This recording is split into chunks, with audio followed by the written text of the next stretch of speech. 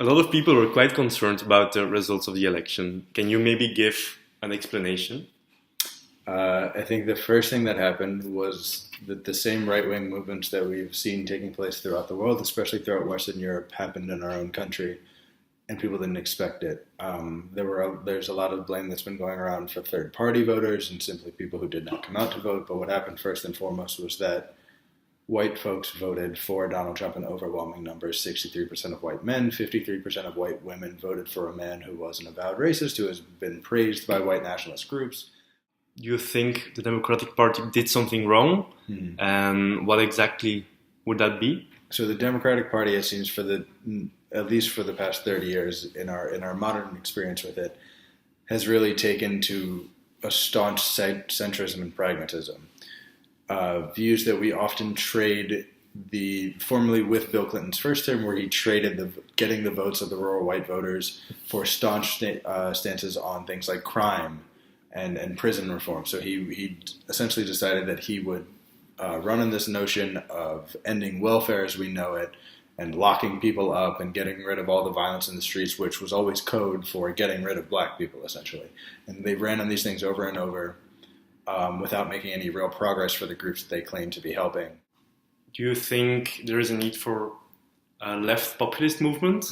And if so, how would you see that take form? I think that is going to be the need for a left populist movement is going to be the biggest question facing especially young Democrats.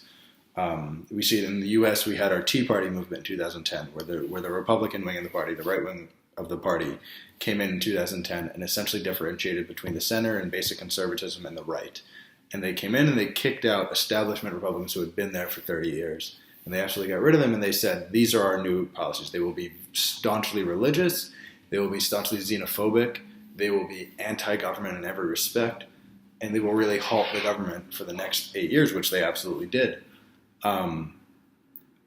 We need something similar on the left, but it is much harder because what they had behind them was a very different sort of thing. They had nativism behind them. They had this idea of tribalism, that we had this new black president. We're going to say he's not from this country and we've lost our property over these things.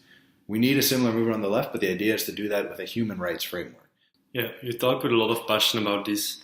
Are you already engaged in the political process, or do you think of getting engaged in the future? I do feel a need to be directly in the political sphere and actually affecting that change within the party itself and changing the face of the Democratic Party. Because I simply know too many people who did not feel inclined in this election to vote or voted for a third-party candidate or protest voted and went in and voted for the rest of the ballot but not for the presidential. And I can't entirely fault them because it is very frustrating, especially for me as someone who will face some of the repercussions of Donald Trump's hatred and xenophobia and racism. And that will show in the streets, and it's already showing in the hate crime numbers. But I can't entirely blame them because the reality is that we have presented a party that does not speak to people's actual passions or needs. So the reform of the Democratic Party and the engagement of young people might be two positive points coming out of this shocking result. Do you see maybe other positive consequences? I think it really is largely, and the one that I have been focusing on the most is simply the engagement of more people. I think the best we can hope for and what we've seen in the protests throughout the country is that, one, the shocking result has been that the main headline from the protests has been that it's more people in these protests have never protested before than in like any other given movement.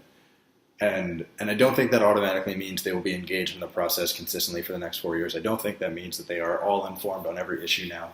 But it does show that people have really felt that at some point in some way this is a breaking point, and they want to be involved in things. And I simply have friends already who their careers were on very different paths, were either in business school or doing something like physical therapy or any sort of other extent. And they've simply taken this time in this election cycle and they've said, I need to do something else. I need to be working in my community. I need to be doing what I can to work for others. And it's been people, especially white people that I know, friends have stood up and said that, wow, something is really wrong in this country and we can't ignore this any longer, whether it be at their own dinner table or in a larger political sphere. I think the main takeaway just has to be that we wake up, especially on the left, that we wake up and we can't keep pretending that we're in this post-racial, beautiful America. That the melting pot isn't working, that all the pots have their own separate little pots and they really don't want to give them up. Yeah, you talked a bit about the protests we're seeing here in Washington, D.C., that there's a lot of demonstrations also throughout the country. What do you think about this? I think there needs to be a lot more guidance and listening to the people who have been there before in the protests. But overall, I think they're phenomenal. I think we need to show on a global stage, one, that this is not who we are. You've talked about that you know young people that didn't vote out of protest or because they didn't agree with both candidates. Can you maybe elaborate a bit more on the reasons why young people wouldn't vote? A lot of the people that I knew that were voting were on the left and felt that Hillary Clinton was simply not on the left enough for them. And people simply we had Occupy Wall Street as the small populist movement on the left. The people are simply fed up with corporate greed and corporate interest, and she was a candidate that was the epitome of corporate greed. She was supported by Goldman Sachs, and she was supported by a number of Wall Street entities.